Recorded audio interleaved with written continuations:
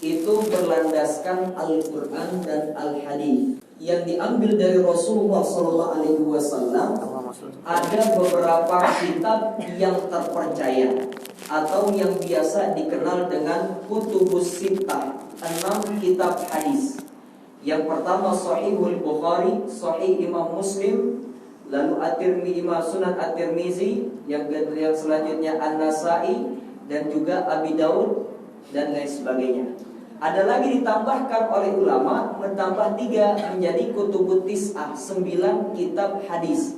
3 tambahannya adalah kitab Muwatta, kitab hadisnya Imam Malik, kitab Al-Um, sebagian ada yang mengatakan kitab Al-Um karangan Imam Asy-Syafi'i, dan kitab hadis Sunan Ibnu Majah. Baik. Kitab Sahihul Bukhari itu isinya kumpulan-kumpulan hadis.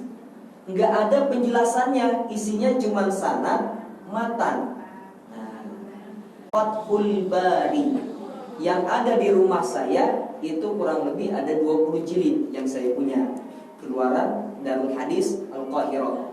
Nah, selain mensyarah, selain menjelaskan kitab Sahihul Bukhari, ya, ini Imam Ibnu Hajar Al-Asqalani mengeluarkan juga hadis-hadis yang ada dalam kitab Sahihul Bukhari, dirangkum sama beliau berdasarkan tema. Jadi secara tematik. Nah, dibikinlah kitabnya dengan judul Bulughul Maram min Jam'i Adillatil Ahkam.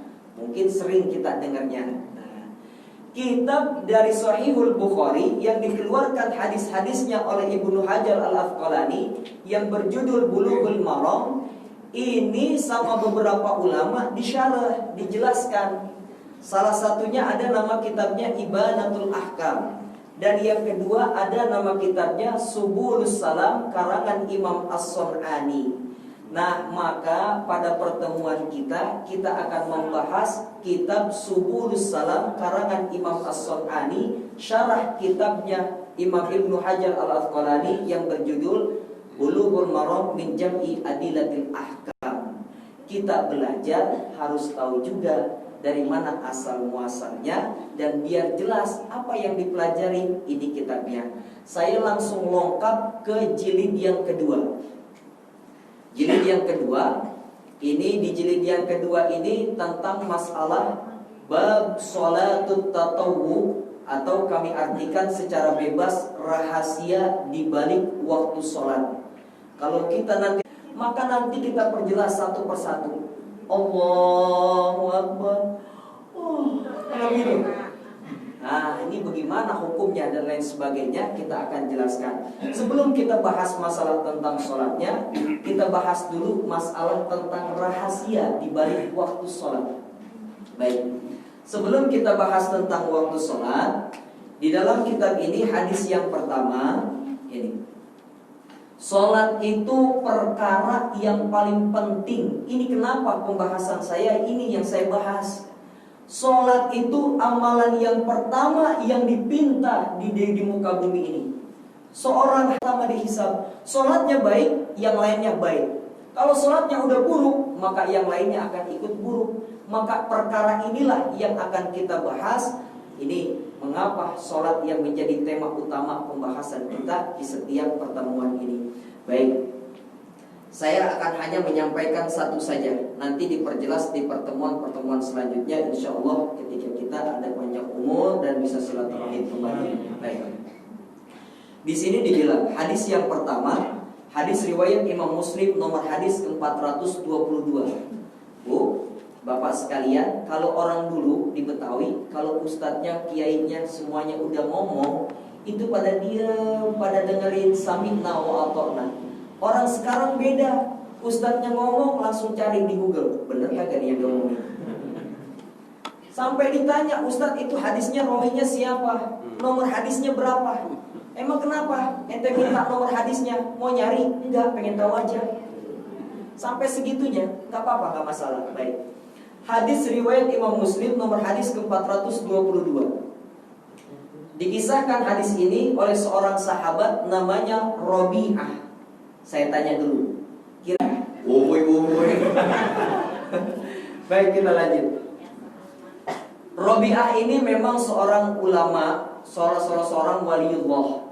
Siapa? Robi'atul Adawiyah. Makanya orang kalau dengar Robi'ah pasti perempuan. Beliau ketika, saya melebar sedikit, ketika meninggal dunia itu diwafatkan di Mesir dan dibangunkan masjid namanya Masjid Robi'atul Adawiyah. Bahkan nama jalannya disebut Masjid Rob'ah. Itu ketika saya masih belajar di sana. Jadi Presiden Mubarak itu digulingkan. Lalu dipilihlah presiden terpilih itu bukannya baru meninggal. Aku bermalam bersama Rasulullah, entah mungkin dalam sebuah perjalanan atau dalam suatu keadaan. Beliau ini bermalam bersama Rasulullah. Robi'ah ini, Robi'ah bin Malik, kalau bahasa kita sekarang asisten. Nah, kayak guru kita nih banyak ada acara kemana-mana, ada manajemen, ada asistennya. Nah, ini Rasulullah punya asisten namanya Robi'ah bin Malik. Kata beliau, satu malam aku bersama Rasulullah, fa'ataitu biwudu'ihi. Aku persiapkan air untuk wudunya Rasulullah di malam itu untuk ibadah. Wahajat yang kau pinta akan aku doakan. Saya tanya Bapak Ibu sekalian, kira-kira kalau Rasul yang berdoa bagaimana? Dikabulkan sama Allah. Nah, saya tanya lagi, Ibu kalau yang ditanyain adalah Ibu mau apa? Bu, pengen apa? Kata Rasulullah nih, ntar saya doain. Ibu minta apa? Minta duit. Ada yang mau itu? Apa? Rasulullah SAW saat kemari aku doakan engkau, Allahumma jawid rumiyatahu waqbal du'aahu. Ya Allah, kalau sahabatku Sa'ad bin Abi Waqqas memanah selalu tepat sasaran, dan yang kedua terima setiap doanya. Makanya sahabat Rasulullah yang bernama Sa'ad bin Abi Waqqas termasuk salah satu di antara 10 orang yang dijanjikan masuk surga. Kalau manah merem pasti kena. Yang kedua siapa? Ibnu Abbas. Hafal kitab Muwatta karangan gurunya Imam Malik. Hafal Al-Quran umur 7 tahun. Gara-gara apa tadi? Kira-kira kalau saya begini, saya tempelin ke Bang Ali, gimana? Pingsan. Baik. Jadi yang ditanyain sama Rasulullah bukan cuma sahabat Robi'ah ini aja, banyak juga yang lain. Apa yang dijawab oleh Robi'ah? Ya Rasulullah, wahai Rasul, aku hanya minta satu, agar kau doakan aku kepada Allah. Apa? Sa'altuka murafatuka fil jannah. Aku minta ya Rasulullah agar aku bisa menemani engkau di surga. Masya Allah. Ini kalau bahasa anak-anak sekarang, ini permintaan bukan kaleng-kaleng. Ini permintaan bukan permintaan biasa. Masuk ke dalam surganya Rasulullah SAW, surga Firdaus, dan berdampingan dengan Rasulullah. Bu, Bapak sekalian, ini nanti seperti bentuknya Nabi Adam. Apa? Ahlul jannah situna dhiro'an. Penghuni surga kata Rasulullah tingginya 60 ziro. 1 ziro setengah hasta, berarti nanti tinggi kita kurang lebih 30 meter. Wes, subhanallah. Wes.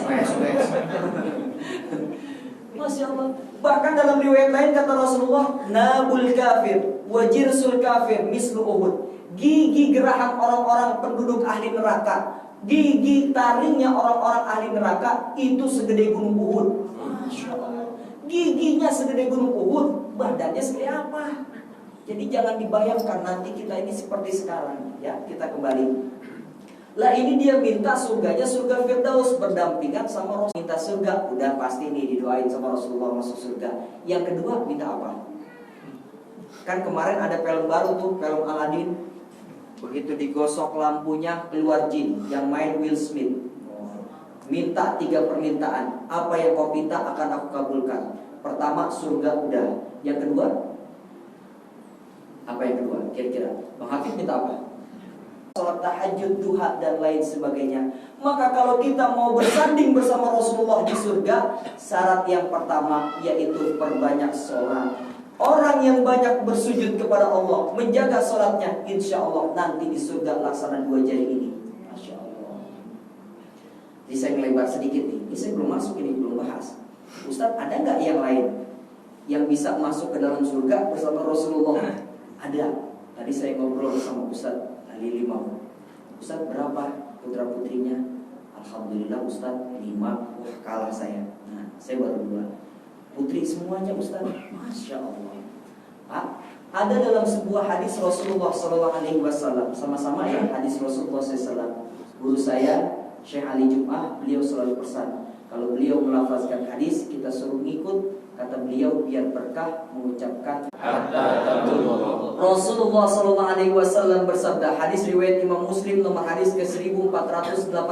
Kata baginda Nabi besar Muhammad SAW, man ala jariyataini, orang yang punya 2 anak perempuan. Di sini nyebutnya 2, bukan 1. Bang Hafid berapa? Baru 1. Berarti kurang 1 lagi. Di sini bilangnya 2. Ustaz kita, guru kita bilangnya 5. Berarti udah melewati. Kata beliau apa? Udah masuk tuh kategorinya. Rasulullah bersabda, orang yang punya 2 anak perempuan, man ala jariyataini hatta tablugha. Ini anak perempuannya dididik benar-benar, diajarkan ilmu agama, diajarkan Al-Quran, pakaiannya pun diberikan pakaian yang menutup auratnya. Dan juga apa?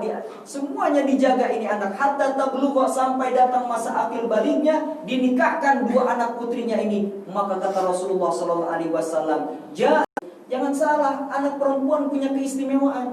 Dan yang saya dapatkan hadisnya tentang perempuan. Bahkan dalam riwayat lain kata Rasulullah SAW, diriwayatkan hadis ini oleh Aisyah radhiyallahu anha, mani betulia bil banati, orang yang diuji oleh Allah Subhanahu wa taala, diberkahi anak perempuan, dididik baik-baik, dipakaikan pakaiannya yang menutup auratnya, diberikan makanan-makanan yang halal. Maka kata Rasulullah SAW, kunna lahu sitran minan nar. Anak perempuan yang nanti akan menjadi hijab tameng antara orang tuanya dengan api neraka. Masya Allah. Ini beberapa amalan yang bisa mendekatkan kita masuk ke dalam. Kalau punya 2 anak, anaknya yang 2, bukan bininya. Ya. Baik, kita lebar. Baik. Bapak Ibu hadirin sekalian, kita masuk. Ini sekarang itu tadi hanya sebagai untuk mukadimahnya saja. Jadi kalau kita mau baik. Ini maaf ya, kalau model pengajiannya agak beda. Ini yang biasa kami laksanakan kayak begini, bareng Bang Hafid juga Bang Ari.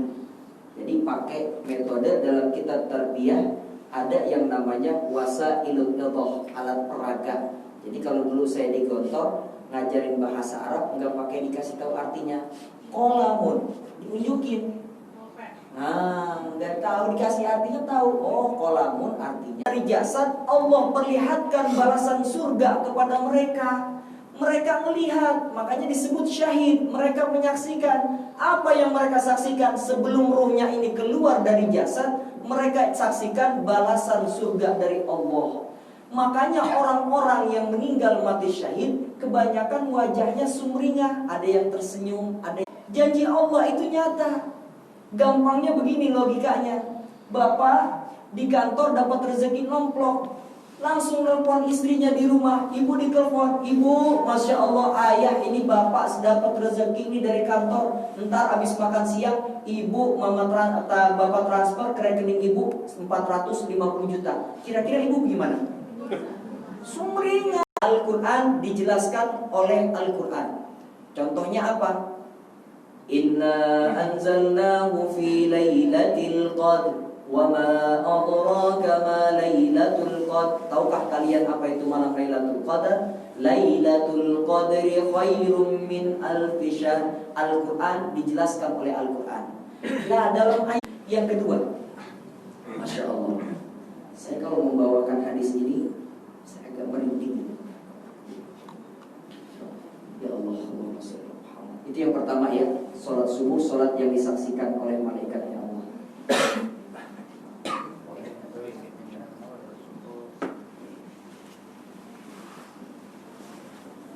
Ini saya umpamakan pada mahsyar. Ya, ini pada mahsyar. Pada mahsyar. Ini nanti surga membentang di atas padang mahsyar, dan surga jembatan. Enggak nanti, wallahu a'lam. Dalam surah Maryam ayat ke-71, wa in minkum illa wariduha, setiap manusia akan melewatinya. Kecuali menurut tafsir ulama ada dua. Yang melewati hanya dua. Siapa itu? Orang-orang yang beriman kepada Allah. Yang kedua munafik. Adapun orang-orang kafir, orang-orang yang gak beriman langsung masuk ke dalam neraka. Apa? Dalam surah Al-Baqarah, waquduhan nasu wal hijarah. Api neraka ini bahan bakarnya adalah manusia yang gak beriman dan juga bebatuan. Jadi mereka otomatis gak ngelewatin. Ini nanti yang lewatin cuma dua, orang-orang yang beriman dan orang-orang munafik. Bisa bayangin gak? Atau Qurani, kata baginda Nabi besar Muhammad SAW, Bashiril masyaina fiz zulam bi anna lahu nurun tam yaumal qiyamah. Kata Rasulullah, sampaikan berita gembira kepada umatku yang berjalan di kegelapan malam. Maksudnya apa? Berjalan di waktu malam untuk melaksanakan sholat subuh. Gelap-gelap dia berjalan ke masjid dan ke musola. Buat apa? Untuk sholat subuh. Kata Rasulullah SAW, nanti ketika menjembatani jembatan Shiratal Mustaqim, Allah akan buat kakinya tegak, nggak akan tergelincir. Benar nggak? Biar nggak dilewatin. Ini khusus untuk busway. Separatornya itu terbuatnya dari beton segini tingginya kurang lebih. Ada ibu-ibu naik motor, Masya Allah. Ibu-ibu kalau udah naik motor, bapak-bapak sekalian lebih baik ngalah. Ngasih sennya ke kanan, beloknya tuh, ngaku dia. Saya pernah nanya Pak, nyoba nanya, Bu, kenapa sih kalau naik motor ngasih sennya ke kanan, beloknya ke kiri? Dia begini.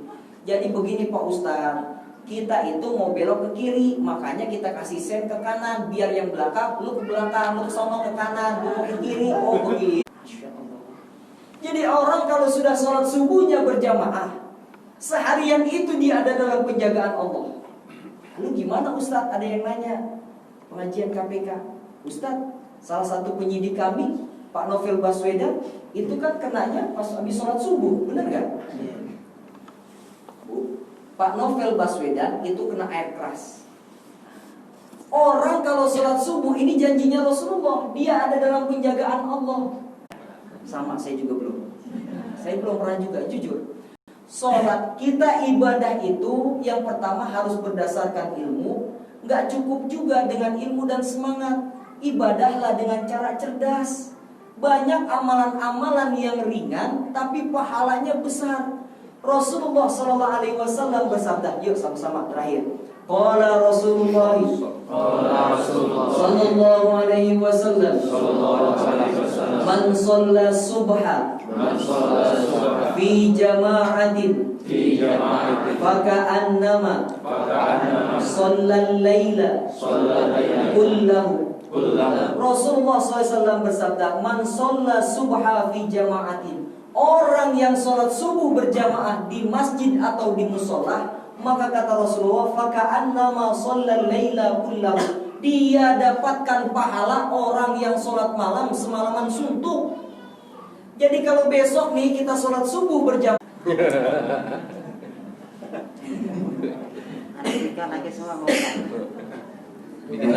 bikin lagi. Ustaz, tadi Ustaz Ali enak benar, punya anak perempuannya 5, dididik benar-benar, apalagi beliau Ustadz. Insya Allah anaknya mah pasti untuk aurat dan pasti diajarin ilmu agama. Insya Allah akan bersama Rasulullah di surga. Nah kata Bapak siapa Pak? Saya. Namanya? Paing. Pak Paing. Pak Paing kata Pak Paing, Pak Ustadz saya anak lakinya, anak saya laki semua. Berapa Pak? 3 laki semua. Bagaimana Ustadz? Nah ternyata di kemarin ketika acara Muharram saya sampaikan, ana wa ghafilul yatim hakadha fil jannah. Kata Rasulullah, aku dengan mereka yang berbagi kepada anak yatim, mereka yang menyantuni anak yatim, mereka yang mengasihi anak yatim. Kata Rasulullah, nanti di surga laksana 2 jari ini. Wa farraja baina asabi, Rasul merenggangkan jarinya. Masya Allah. Bisa nggak kalau yang ini nih? Tiap Jumat sini. Iya, oh iya, Masya Allah. Tiap hari Jumat? Yayasan Baru Jumat. Oh, subhanallah. Di musola ini setiap hari Jumat. Sekarang pindah ke malam Jumat. Malam Jumat. Nah, kalau bisa sedikit, banyaknya, bukan yang namanya bersedekah, bukan perkara banyak, tapi berikan yang terbaik. Karena dalam Al-Quran, lan tanalul birra hatta tunfiqu mimma tuhibbun. Belum disebutkan sebuah kebaikan, dikatakan sebuah kebaikan kecuali kalian telah menginfakkan yang tuhibbun, yang kalian paling cintai, yang kalian paling senangi. Enggak, tadi maksud saya begini, ini sab musola ini ada berapa sab? Saya nanya gitu. Sebanding enggak sabnya sama yang sembahyang di sini? Oh, ternyata banyakkan sabnya daripada orang yang sholatnya. Mudah-mudahan setelah ini tadi ada semangat kita semua menjaga sholat, terutama yang pertama sholat subuh, karena baru dijelaskan sholat subuh. Nah, gimana Ustaz? Mau cuma 2 orang, mau ini tetap disaksikan oleh para malaikat.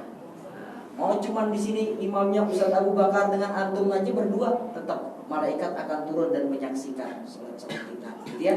Baik, sekali lagi kita udah cukup malam, besok kita masih ada aktivitas yang mau ke kantor dan lain sebagainya. Mudah-mudahan pertemuan ini ada manfaatnya, kita semuanya mendapatkan ilmu yang bermanfaat. Sebelum saya tutup, kita baca suratul Fatihah sekali lagi. Doanya orang-orang yang hadir di majlis insya Allah diijabah sama Allah Subhanahu wa taala. Saudara-saudara kita yang ada di Ambon itu sedang tertimpa musibah gempa. Saudara-saudara kita yang ada di Wamena, Papua. اللهم إني أستغفرك ما علمتني فارجعه إلي عند حاجتي ولا تنسني يا رب العالمين ولا تنسني يا رب العالمين ولا تنسني يا رب العالمين سبحانك اللهم وبحمدك أشهد أن لا إله إلا أنت أستغفرك وأتوب إليك ربنا آتنا في الدنيا حسنة وفي الآخرة